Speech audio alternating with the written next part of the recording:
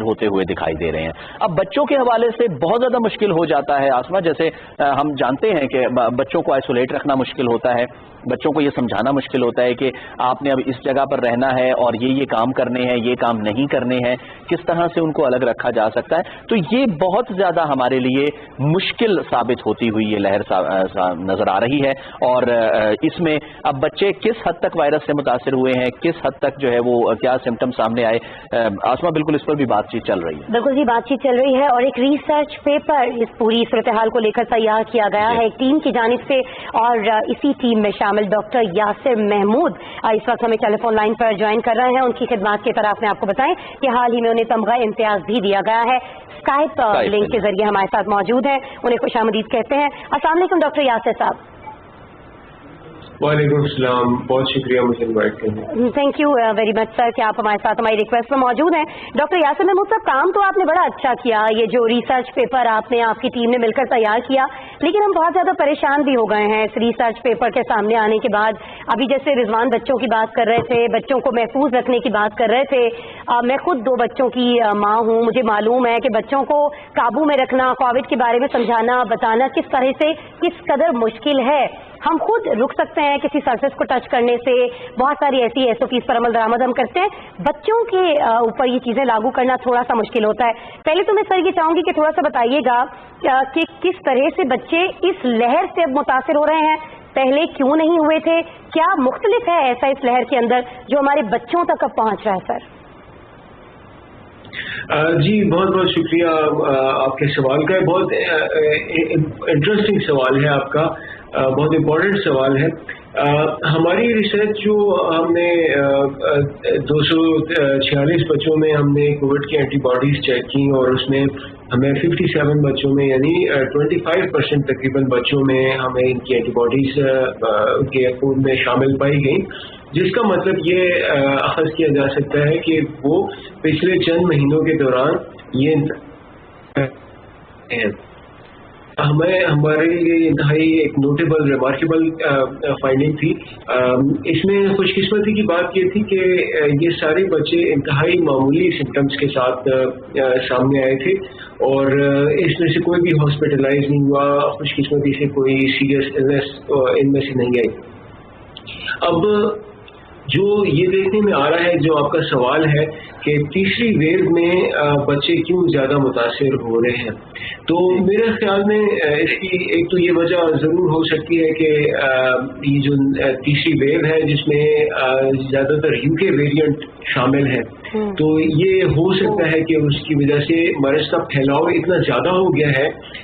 Control से disease इतना बाहर होता जा रहा है कि जहाँ पे पहले वो बच्चों को कम मुतासिर करता था वो अब ज़्यादा मुतासिर कर रहा है। लेकिन इसके साथ हमारी टीम का ये भी नतीजा है कि जो हमारी रिसर्च के मुताबिक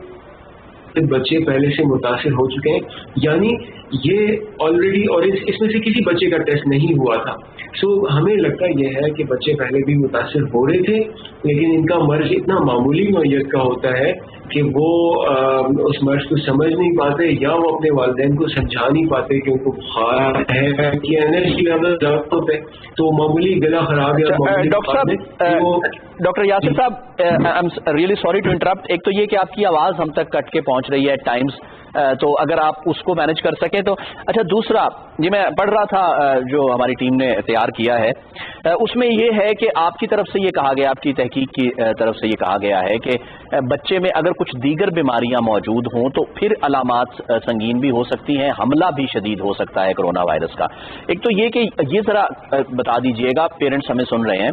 कि कौन सी बीमारियां हो सकती हैं, बच्चे में क्या सिम्टम्स जाहिर होते हैं किसी और बीमारी के भी, कि उसको अब जल्दी से जल्दी टेकअप किया जाए कि खुदा ना खास्ता फिर जैसे आपकी तहकीक बताती है कि उस पर कोविड-19 का अटैक बहुत सवेयर हो सकता है बच्चे पर। जी मैंने जो अपनी पिछले 1 साल की प्रैक्टिस में जो बच्चे 2 देखे हैं जिनको सिवियर अटैक हुआ था,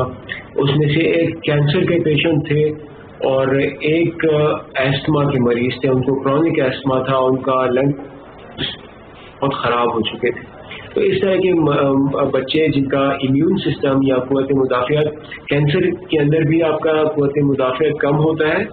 اور ایستما یا ٹی بی یا جن کا پہلے سے چیسٹ خراب ہو تو اس میں ان کا جو مرض کی حملہ ہے وہ زیادہ شدید ہو سکتا ہے. تو ہم اس طرح کے بچوں کی بات کر رہے ہیں جن کو یہ مرض کافی خراب کر سکتا ہے. اچھا ڈاکٹر صاحب ذرا یہ فرما دیجیے گا، بہت سارے پیرنٹس جیسا کہ ہم بار بار کہہ رہے ہیں، سن رہے ہیں، پریشان بھی ہیں، ورڈ ہیں اس چیز کو لے کر کہ جی کس طرح سے اب ہم اپنے بچوں کو محفوظ رکھیں، کیونکہ بچوں کو یہ بتانا کہ ایس او پیز پر عمل درآمد کرنا ہے بہت مشکل بھی بعض دفعہ ہو جاتا ہے. ذرا یہ فرما دیجیے گا کہ کون سی ایسی خوراک ہم اپنے بچوں کو دیں جس سے ہم مائیں کم از کم مطمئن ہو جائیں اس چیز کو لے کر کہ ٹھیک ہے امیون سسٹم جو ہے میرے بچے کا وہ اسٹرانگ ہے، اگر اس پر اٹیک ہوتا بھی ہے کووڈ کا تو یہ محفوظ رہے گا. ایک چیز یہ، دوسرا یہ کہ کیا ہم مائیں ابھی سے یہ پلان کرنا شروع کر دیں، خود ہم ویکسین لگوائیں نہ لگوائیں، اپنے بچوں کو ویکسین لگوانے کے لیے لے جائیں، بچوں کو لگوائی جا سکتی ہے، لگوانی چاہیے ہے یاسر صاحب؟ جی آپ کے دو سوال ہیں جو میں دوسرے سوال کا جواب دے دیتا ہوں کہ بچوں میں ایس او پیز پہ کس طرح عمل درآمد کروایا جائے، ان کو ویکسین لگوائی جائے. نہیں، کچھ ویکسینز ابھی بچوں کے لیے اپروو نہیں ہیں. ہم صرف یہ کہہ رہے ہیں کہ بچوں مائیں بالکل نہ ہوں، بچوں کو بالکل بھی سخت علامات نہیں ہوتی، لیکن بچے سپر اسپریڈر کا کام کرتے ہیں. جب بچوں کو ہو جاتا ہے تو وہ ہمارا سماجی اسٹرکچر اس طرح ہے کہ بچوں کے والدین اور ان کے گرینڈ پیرنٹس دونوں ایک ہی گھر میں رہتے ہیں، تو بچے کسی کی گود میں جا کے بیٹھ گئے، کسی کو گلے لگا لیا تو کرنے کا کام کر سکتے ہیں. دوسرا، بچوں کے لیے میری ہدایت خوراک اور یہ ہے، نیند کا بہت بڑا اثر ہوتا ہے آپ کے امیون سسٹم پہ. اگر آپ کی اچھی نیند ہوگی، وقت پہ سوئیں گے اور وقت پہ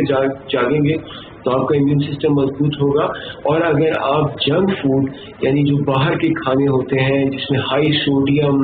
ہائی فیٹ، ہائی کاربوہائیڈریٹس یہ زیادہ ہوتا ہے اور فائبر کم ہوتا ہے، وہ کھانا کھانے سے عمومی طور پہ بھی پرہیز کرنا چاہیے.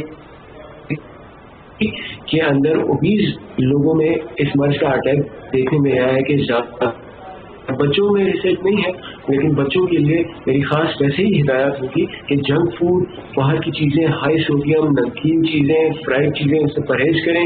فائبر ضرور لیں، سبزیاں کھائیں اور وقت پہ سوئیں اور وقت پہ اٹھیں. ڈاکٹر یاسر یوسف زئی، بہت شکریہ آپ کا، آپ ہمارے پروگرام میں تشریف لائے اور آپ کی جو تحقیق تھی اس سے فائدہ جو ہے وہ پیرنٹس اٹھا سکیں. ہمارے جو بھی ویورز ہیں، لسنرز ہیں، وہ اس کو دیکھ رہے ہوں. بہت شکریہ ڈاکٹر یاسر یوسف زئی کہ آپ تشریف لائے.